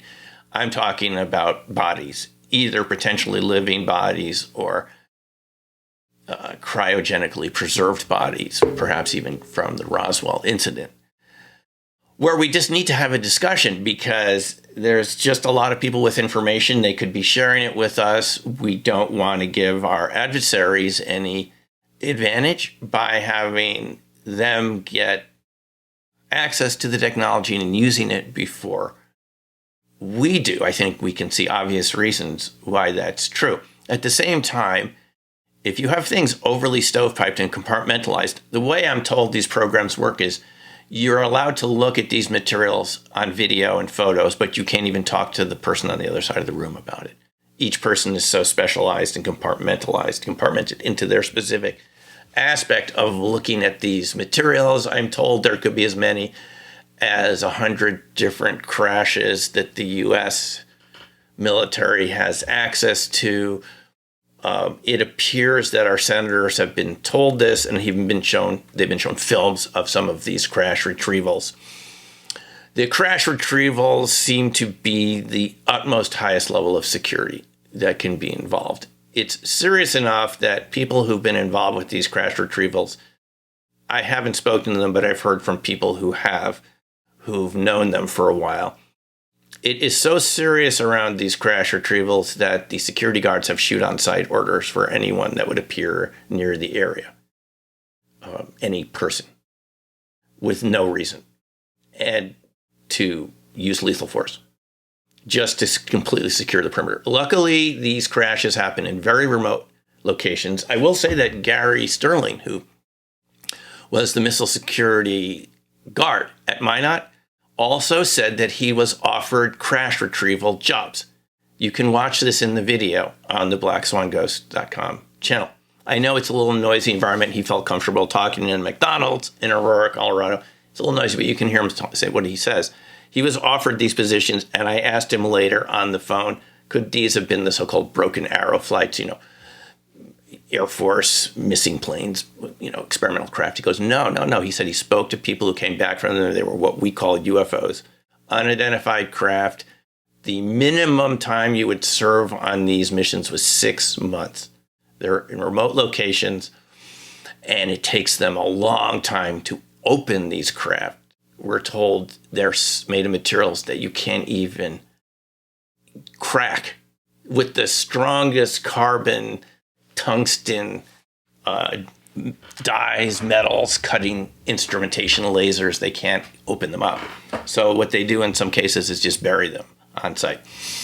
Gary said his job would have been to disguise the outer perimeter. He wouldn't have been one of the people that went in the craft, but they needed people to go way out on the perimeter from these crashes and make it look like a traffic rediversion or a logging operation or something benign like that. He didn't take these positions, but he spoke to people who had come back from them. So it's really a question right now is, and this is an open question, who does the technology belong to? Should this just be the purview of private aerospace companies? Should it be open to congressional inspection? Some of them certainly feel that way. There is a new bill being tacked on to the NDAA for 2024. And Schumer and others, Marco Rubio, who was almost Trump's running mate, has been a big proponent of bringing this out in the public. And I think we can see why, because we have certain ideals as Americans about transparency, representation, discussion, dialogue, policy. How do we make policy if we don't have all the information? And that's really the crux of the issue here. How do we preserve national security at the same time have a public debate and discussion and openness so that these people who've come forward and the others who haven't yet feel safe enough to go in front of Congress and share their stories. Do it gradually enough so you don't have, public panic. But at the same time, a lot of people know this is true. They've had parents serve in the military. They've heard these stories. And it's just stayed at this sequestered level where we don't have a lot of discussion. And just like Ingo's book, a book that we're familiar with in the RV community, we never really have any resolution to it. But you're certainly curious what that was. I'm not saying anyone has all the answers here. The government isn't a monolithic one agency. There's competing interests, obviously, is going on. But I will tell you, there is serious discussion going on with the U.S. government. I talked to Jay Stratton, who ran the UAP task force from, I think it started in 2016 when that particular DOD organization started. And he told me that Congress has been briefed ever since 2017 in classified briefings in these so-called SCIFs, secure compartmentalized information facilities, that Congress has been briefed for 7 years now in 2024. Classified briefings. You and I haven't heard any of it. And this would be why someone like Chuck Schumer is pushing for legislation, because they're hearing, like what I just told you, they're hearing this tenfold from the people that have the evidence, who know a lot more about this, with the pictures, with the materials. I'm just giving you witness reports and the engineers who've been asked to look at this. I'll just tell you one final story before we go to questions. And again, thanks for listening. I was giving a talk recently. It was sort of my entrance into a lot of these different fields. It was to something like an Elks Club, that type of thing. I can't be too specific about it. But this person who was running this group came up to me after everyone had left and said, I know everything you're saying is true in your talk. And it was about remote viewing, leading, and UFOs and other topics related to this. And I go, how? He goes, because at my company where I worked, a non-aerospace, but Fortune 500 company, my team was approached with a piece of something. And our higher-ups said, can you figure out how it works? And then he just stopped. And I said, okay, well, what was the talk around the water cooler? And he said, I can't talk about it. I signed an NDA with the federal government. He said, if I were to say anything more to you, they could sue me out of existence. He said, this is literally his words, if I went to hide in Russia, they would find me. That's how afraid. And then he got up and said, you know what? It's better that you even forgot that we just had this conversation, and he left. The president of this particular local chapter of this organization, he just walked out. And then that's what we're dealing with here, is people that want to share their stories, even just generally, and they still feel that they could be in at least financial danger if they shared anything. So how many of these witnesses are out there? How many other editions will there be of this Black Swan Ghost book? By the way, this was the original version. This is what you get with Amazon with their cover. And I realized after a number of years, it should have an index and a table of contents, proper table of figures, and the proper library information for libraries to catalog it and so forth. So that's why it was reborn in a new edition. This is what you'll get from just Amazon's cover designer. But in any case, thanks for listening, folks. I appreciate your attention. And any questions or comments, please feel free to share. Thank you so much for sharing all that. There are a million questions, a million issues, but I appreciate you putting that out there. And I just don't know, usually I would like to ask a question first before I open it up, and I don't know which one I'd like to ask. Maybe let's see about this one. One of the things you mentioned was there was a case where some ETs, let's call them that, went to a car and talked to people in the window. Was that telepathy talk? Were they talking in English? And that's a very good question, Marty. A lot of the time, people report it's telepathic. I can't remember in this case. I'm inclined to think it was, and maybe I even wrote about it. It was, I have the video of Joyce Bowles and James Pratt interviewed by the BBC from the 70s.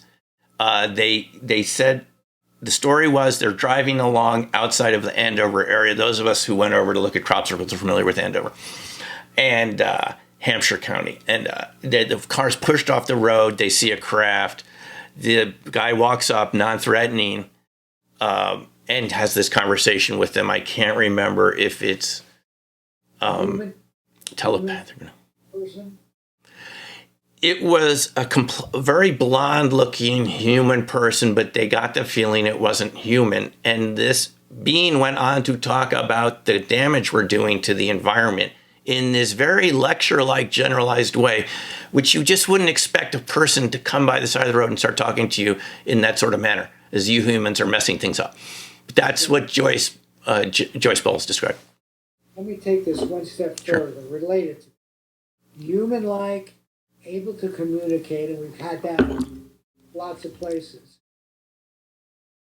It just seems logical that at the highest levels in our government and other governments, there are groups of our people talking to groups of their people. Do you have any information on that? It just seems so logical that that should be happening. Yes, Marty, I do. It's a story just from 2 weeks ago at a conference. I'm just at one of these meet and greets on the first night, and I talked to someone from the Vegas area. We're just shooting the breeze about stuff, and he goes, by the way, my dad worked at Area 51.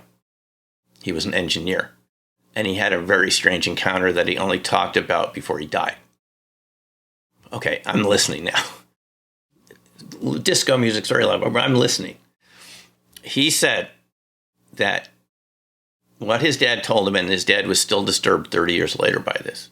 He and an electrician were asked to go out to one of these buildings on Nellis Air Force Base, the part we call Area 51, but Nellis is a bigger area. It's a building, small building surrounded by barbed wire, suggesting it's underground facilities there. The dad and the electrician go up and go through the gate, go open the door, and what opened the door, the dad said, was not human. It had really large eyes, much larger eyes than we do, no nose, just 2 dots, and it spoke telepathically. And what it said to them is, only one of you can come down. We need an electrician. And so this dad didn't go down, but the friend went down and came back up. And the dad said even 30 years later, he was still disturbed by that feeling of someone talking in your head. You weren't sure if you were going crazy or not. This is a story just from 2 weeks ago. But the guy just reemphasized to me how his dad, just right before he died, still said he was visibly shaken when he was shaken by telling the story. So we do have evidence, I think, in that case, that they might use some of these life forms. We don't know if they're ET, maybe for security jobs in remote, environmentally challenging situations where humans might not do as well. Because we did have the story from Charles Hall, who was a meteorologist near, I think it was called Dog Lake, of the Tall Whites, of this group of ETs that worked, he said, worked with the Air Force. They were very tough. They could stand desert conditions, and they worked out there. And you could, now this is what this guy said that reminded me of the Tall Whites. He said his dad had said, if you put sunglasses on this person and human clothing and you walked him around Vegas, you could pass him off as human. That's exactly what Charles Hall said. It just kind of, at one of these lectures, he said, we would take the kids to Vegas on the weekend. They get bored out there. Hall described them as ETs, but he said they look close enough. They're very tall, but they look close enough. So I think some of this evidence suggests it's a possibility. Maybe some of them are human enough. They can survive in an Earth environment. They can perform useful functions, and they serve in security purposes or something else, where in desert conditions that we would find very hostile. they can be in working groups with our top scientists. Right. Top secret SAR. Transfer as much information as they can. This very, very, very, very thin stuff. They probably can't even help us make that. But I imagine there are other things, and we've always talked about technology transfer. I mean, are you aware of that? You believe it in fact is going on, not only in our country, but other countries as well? Yeah, I can't verify these stories. I've heard of this. I've heard of people seeing something like this. I don't have a lot of specifics. I guess it's possible. I mean, this case 2 weeks ago when this guy told me this, I've heard other people's dads who worked out in Mercury, Area 51 with stories kind of like this, but this one really struck home for me. It was not solicited. I'm just sitting here listening to this person. We're shooting the breeze and all stories. Hear the story. Now, we have to remember that both China and Russia have similar programs to the U.S. in terms of attempting to retrieve this material and to develop it and weaponize it. So there is a bit of an ET arms race going on here. I think it's pretty obvious at this point. And that would be reason enough to get all the help you could get and to have the highest level of secrecy around it, obviously. But so, Marty, it's a possibility, and my clock ticked a little more in that possibility of it being real. Just hearing this story just 2 weeks ago, again, just talking to someone at a meet and greet at a conference. Okay. Anybody else want to ask questions? Did you have something you wanted to ask Tom soon? Oh, well, I think we were just, I forgot what it was in reference to penetration. Did we ever, some RVers have suggested it wasn't a human organization that Ingo was dealing with. He himself, lecturers mentioned to us the twins seemed awfully strange. What do you think his feeling was about it? Well, I talked to him about it. Yeah. And his niece Ellie has talked to him about it. And we all know that Ingo is not a fabricator. In fact, he's very harsh on people who stretch the truth because he says enough strange and wonderful things happen in RV and in the world that we don't need to stretch the truth to make our point. And he persisted that what he wrote was accurate and he never changed from that story. So that's all I can say. Yeah. Yes, I did ask Hal about it a long time ago. Tom, it was at Ingo's memorial. You were there in Manhattan, remember the time? And you know what Hal said to me? I can repeat this. He goes, Ingo didn't make it up. He said exactly what you just said. He was really concerned that everything that we put down, since we're involved with remote viewing, be accurate, scientifically verifiable. It's already stretch enough as it is for RV to turn out to be real. Exactly right. So it's real. We just don't know where this leads, and other people who've experienced what Ingo experienced. I mean, it's just, obviously you can see it's quite complex. Many layers going back many decades. It's a big story. I think we're all going to see this story unfold over the coming years and decades. It should be quite interesting. Yeah. The difference between this one Yes. and this one Yeah. was after Ingo passed on, we found a chapter 9 that he had never included That's in right. the first one, That's right. which talked about Mars. Yes, that's right. And then the difference between special edition and special edition updated is after we published that, just weeks after we published special edition, we found in his archives a report that he had written about the 5-person remote viewing team that remote viewed Mars. Mm-hmm. So we couldn't leave that out. So about a month later, we published another version. Got it. Fascinating. Other questions?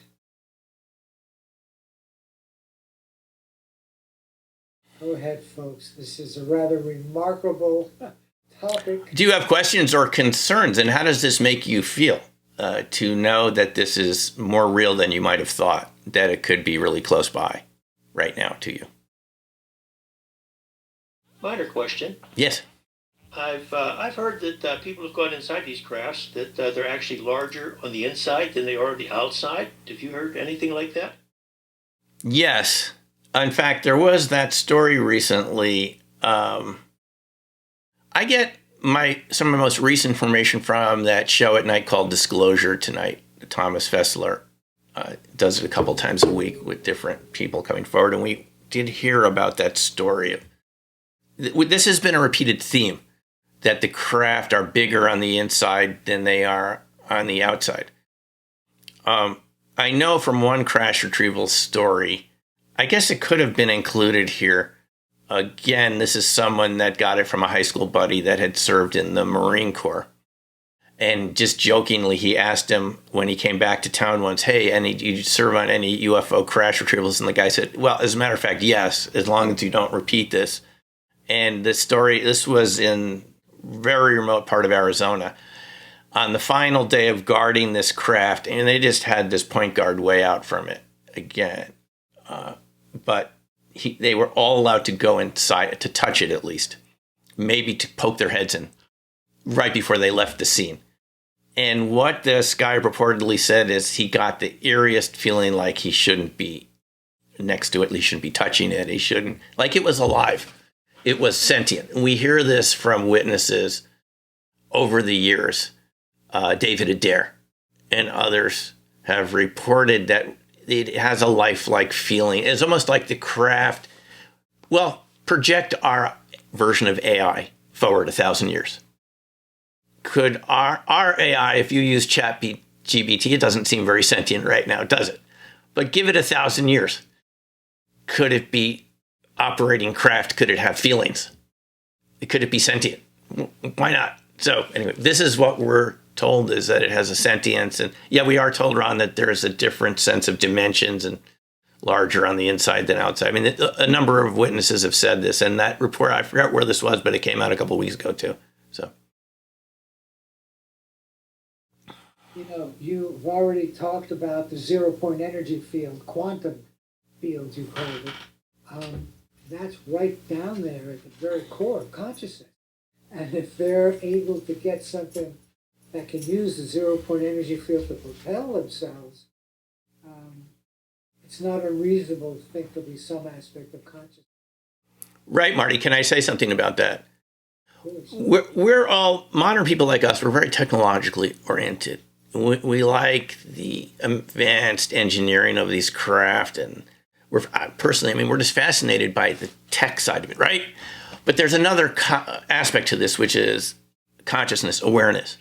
How many of these witnesses report telepathic contact with these entities? Something that I talked to Jacques Vallée about once at one of the URVA conferences. He was involved at SRI. He knew Ingo.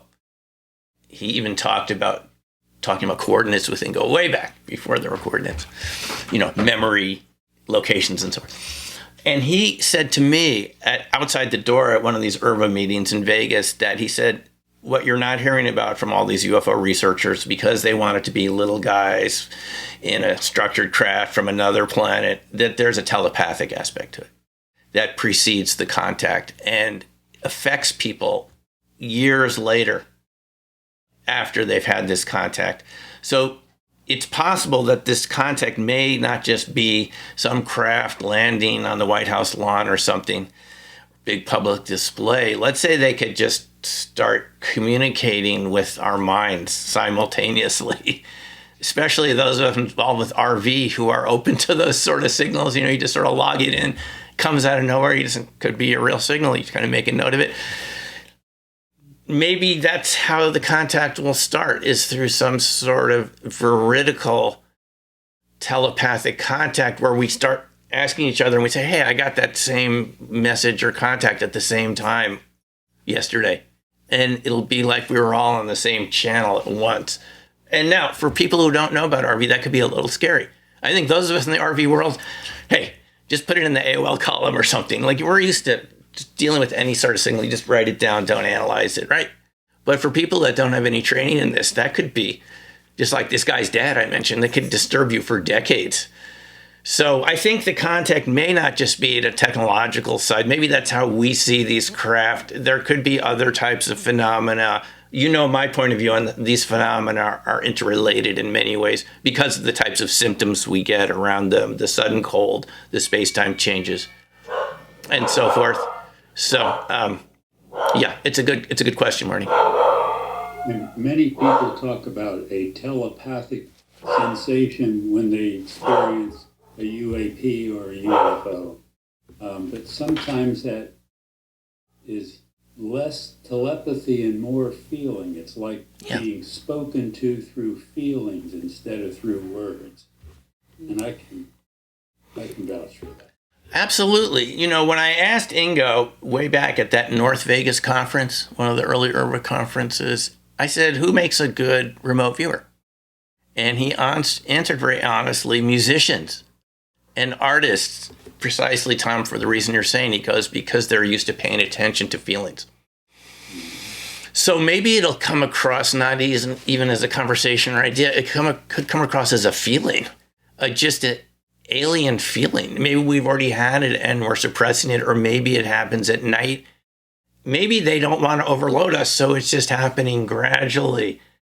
But I feel that if there's going to be a government disclosure, maybe that'll never happen.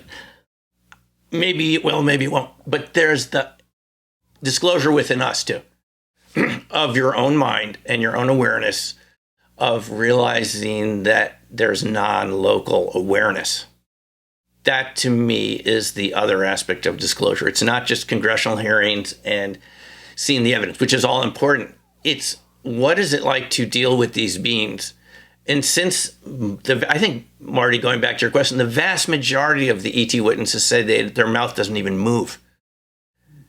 We might be the outliers here, that we still communicate with our mouths.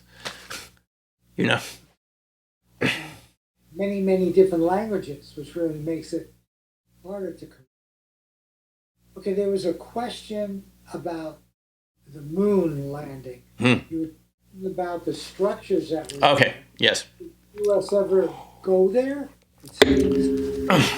Yeah, we definitely went there. I'm not going into the conspiracy. We went there. Edgar Mitchell told us point blank at one of the New Sciences meeting in Fort Collins. He talked about what it was like to walk around the moon. I talked to him personally. Remember Edgar, the sixth man to walk on the moon, the one that convinced that the NASA administrator, when he was walking along with Russell Targ on the beach, Jim, to fund the RV program. Edgar was involved with this at the beginning, too. He did that experiment. Remember coming back from the moon and stuff. Yeah, we definitely, I don't think there's any doubt. We still have those lasers up there that you can use as a laser rangefinder that's in one of those craters. But let me talk to you about one of the witnesses. I'm glad you brought this up, Marty, because that brings up Richard Hoover. One of the best witnesses I encountered in the book, Chapter 17, he worked as an astrobiologist, and he got a lot of blowback from NASA. Richard Hoover was NASA's top astrobiologist. They look for evidence of single cellular life in meteorites and maybe, Viking missions. Remember the Mars missions? They had those organic materials to see if you get any organic reactions, right? What Richard told me, and he gave a lecture to one of the International UFO Congresses in Scottsdale after it moved to Scottsdale, was that he said there was incontrovertible evidence that you were seeing single cellular fossils in carbonaceous meteorites, the Argalia meteorite and others, Murchison. He said if you found these in a rock on Earth, you would have 100% confident these are diatoms, fossilized diatoms, and meteorites, single-celled organisms. But he said NASA did not want him talking about this. He worked with this guy, Wikri Ransamy, this fellow from Sri Lanka who was educated in the UK, also on these things coming from space, even possibly viruses coming from space. But what Hoover said was, NASA eventually told him to stop presenting at conferences.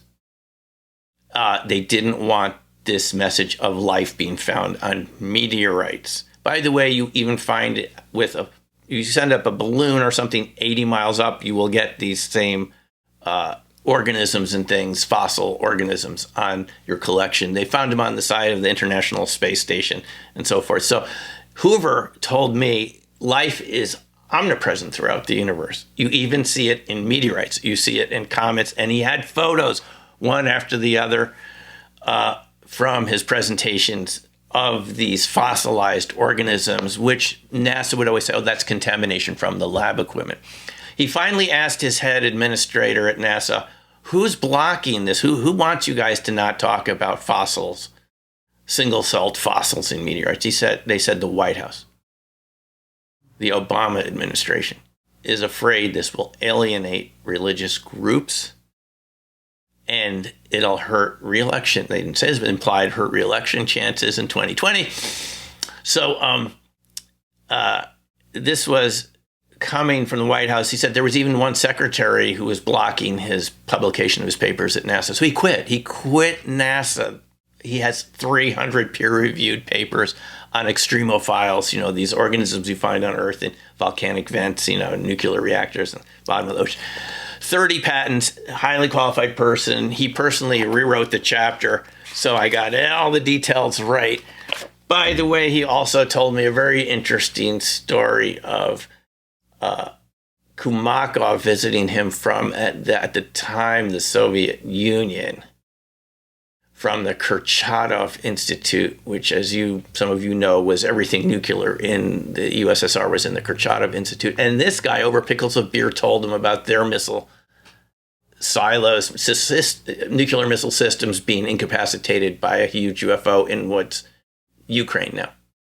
At the time, the Soviet Union, huge disk hovering over the launch control facility. And this is coming from Kumakov, who is one of their top scientists, and he said it initiated the launch sequence. You might have seen this episode on a TV show. One guy turned gray in a couple minutes watching the missiles initiate. They were aimed at us. And at 20 seconds, just 20 seconds to launch, they all shut down again. And the disk moved off. So this is, again, Marty, going back to your question, this is a global issue. I would say an important issue in terms of national security. I get that. In fact, I consider that to be positive in a way. Don't get into a nuclear war, you idiots. Precisely. We can stop you if we need to. However, I want to go back to the moon just because it was so interesting. I don't question that there's even life there. We know on Mars now there's so much information. But in the moon, you talked about there being, in the bottom of craters, signs of civilization on the moon, right? You mentioned that? Yeah. Okay. Did we ever send, the U.S., and maybe it was done secretly, send somebody to investigate that? That seems like we should do that. No, I mean, we should go and investigate what some of these artifacts are. I think it's important. I mean, Ingo got it way back when he was viewing this in the 70s. And we've had witnesses from NASA. We had Carol Rosen, someone that worked in the picture development over at NASA. And obviously this has junctures over into that highly classified facility in DC that does analysis of satellite photos, national picture, whatever that lab is. These people told us, and it started at Stephen Greer's disclosure event in 2001, that they knew of people that were called strippers, professional strippers, that stripped out anything that NASA felt, quote unquote, what they were told the public wasn't ready for. They literally airbrush out all of the stuff from the craters, from the satellite photos.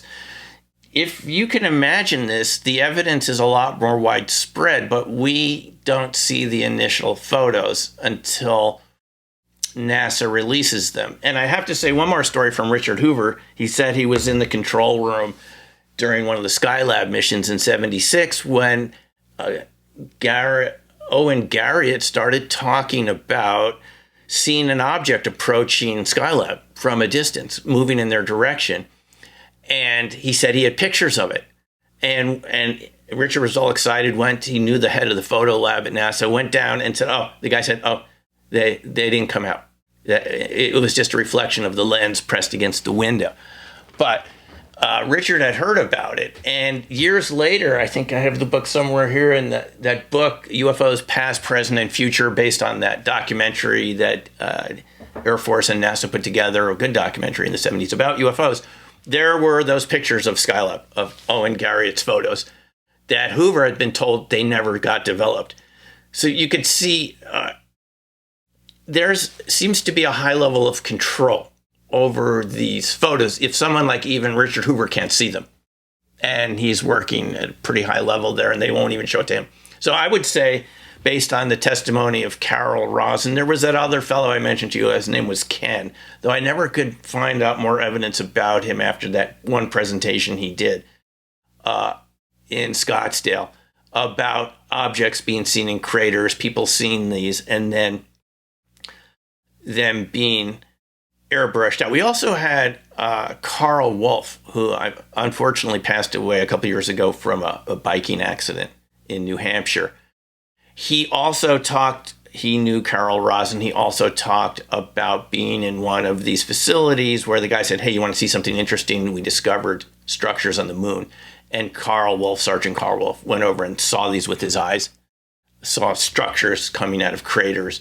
And the guy said, the public doesn't see these. And then someone came into the room and the guy turned everything off. And so we have different sources, multiple sources who are in connection with this photo analysis with NASA. And I've spoken to people myself who've worked with aerospace contractors who tell me point blank that NASA has a black budget side. It's mainly involved in launching U.S. military satellites. I mean, that seems understandable, right? Not from Cape Canaveral, remote locations. I'm told in the South Pacific, we never hear about this. But piggybacking along that dark NASA side is these persistent stories from people that have worked there of airbrushing out the UFOs from photos and the stuff on the moon. Okay, any other? Yeah, I've got a question here, Marty. In 2007, you had an APP conference in Las Vegas. It was in October, and right outside here was this guy selling books. He had a card table set up and sitting at this card table selling some books. And I thought, well, okay. So I bought one of his books, and his name is Jim Sparks. Have you heard of this man? Sounds familiar, yeah. Jim Sparks, you know him? I don't know him, but he sounds familiar. I'm sure I've heard his presentations in the past couple decades. He wrote a book called The Keepers. I see, yeah. Okay, all right. So he claims that he was picked up by a spaceship, whatever, and is taken on and held kind of like a prisoner, whatever, and they tried to teach him their language and their ideas, whatever. But his book was about how the world has to get together and stop destroying it. But this is what the ETs have told him to do. But it's really strange because he was going through he showed that what their alphabet was, and it's kind of strange, but and that's what kind of sold me against it. But he was also saying that his we have our system of mathematics is most of it is based on 10, and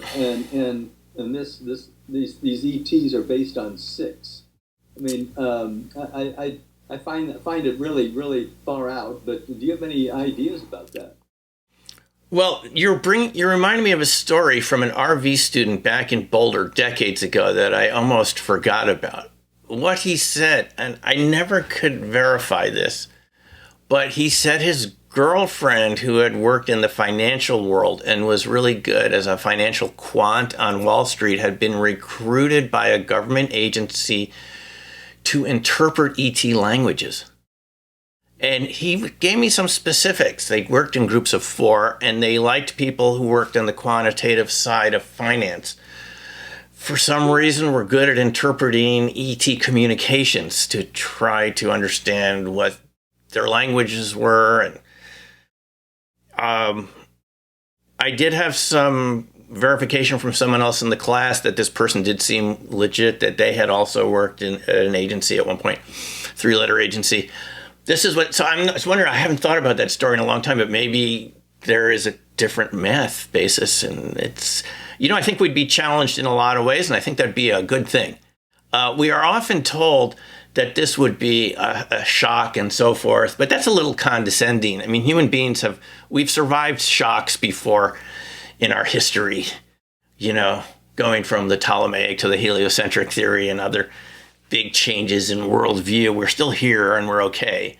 And I think we're more capable of dealing with it than maybe government bureaucracies. Because when you hear about how some of these people involved in the subjects have been treated by other agencies, they're often told, we can't get involved with that because it would affect our reputation in the Beltway. So we don't want to be involved with this topic. So this is another impediment, is even people within the government that are working in this direction to disclose some of this encounter this bureaucratic resistance to anything new, to anything that would rock the apple cart. We need to rock the apple cart at this point, because I'm sure some of the fruit that's going to come down is going to be interesting. I mean, look, there's no going back once we do this. This is a one-way trip in terms of our development as humans, as a species.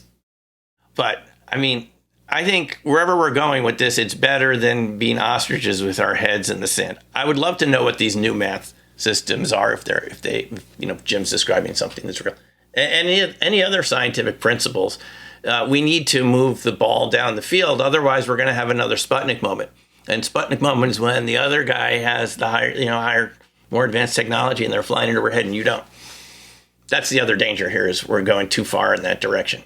And we won't develop, just my feeling about this is, since I was a kid, it doesn't seem that engines have really developed that much, combustion engines. It seems pretty much the same sort of engine apart from electrics, and hybrids. It doesn't seem like, when I was reading Omni magazine as a kid in the 70s as a high school, we were talking about flying cars and all sorts of amazing stuff, and none of that's materialized. Sometimes I wonder whether it did materialize somewhere and it's just being held in these highly classified programs.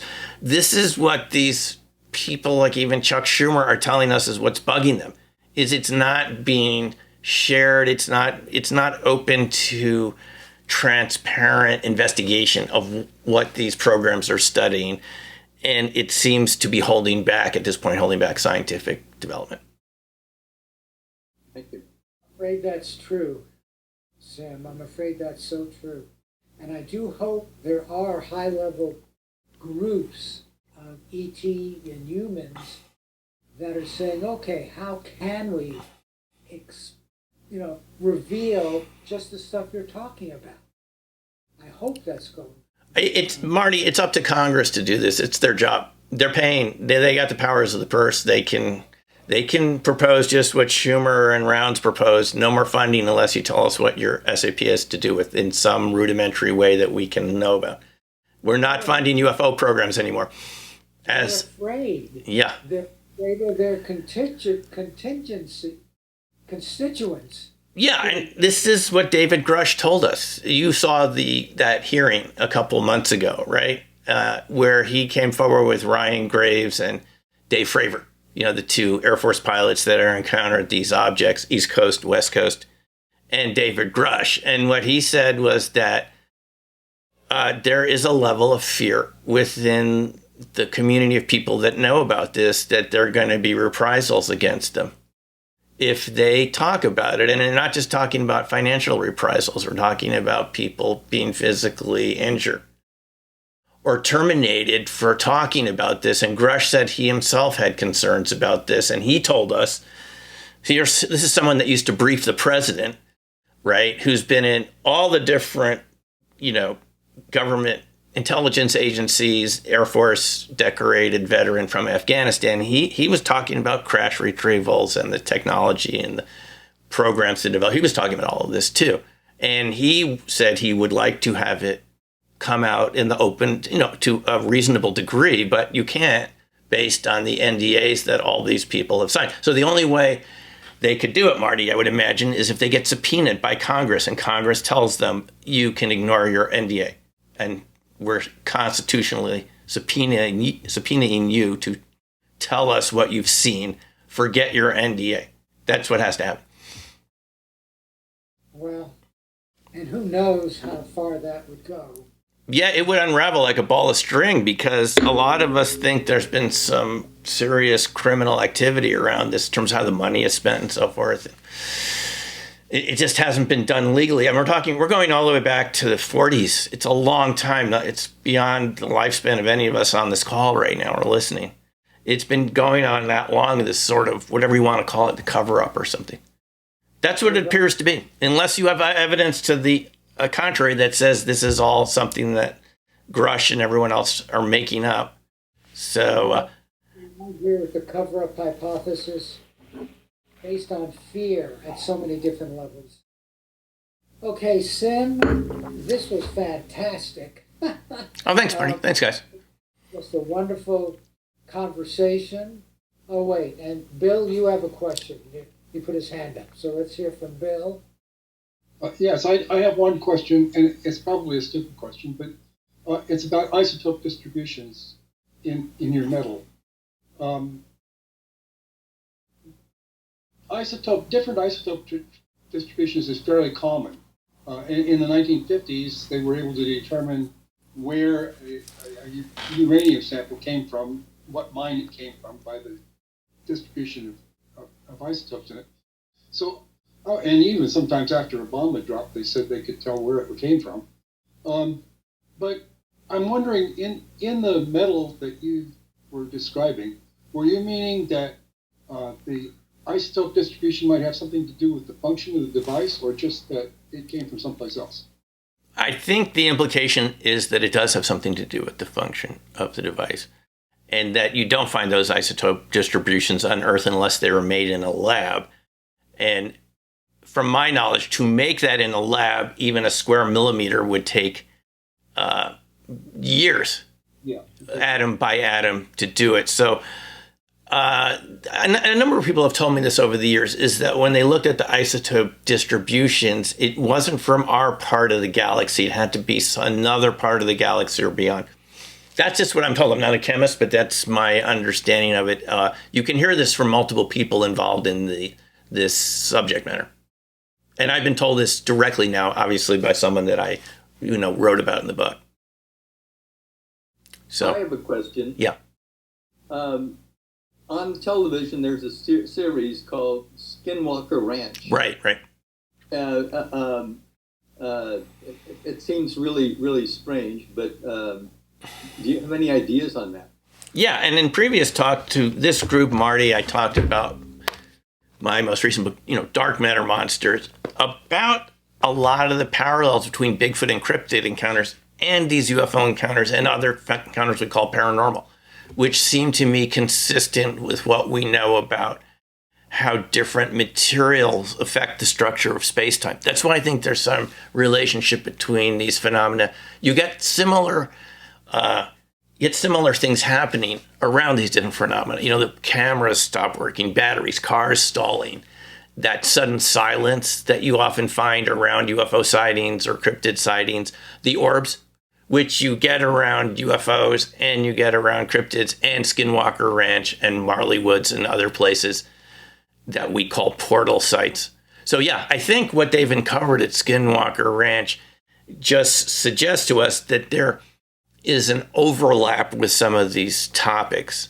And what that leads me to believe is it's not that they're all the same thing or they all know each other, but maybe we're the ones in this kind of outlier of a little section of space-time, and there's just a lot of variation of how space-time can be structured.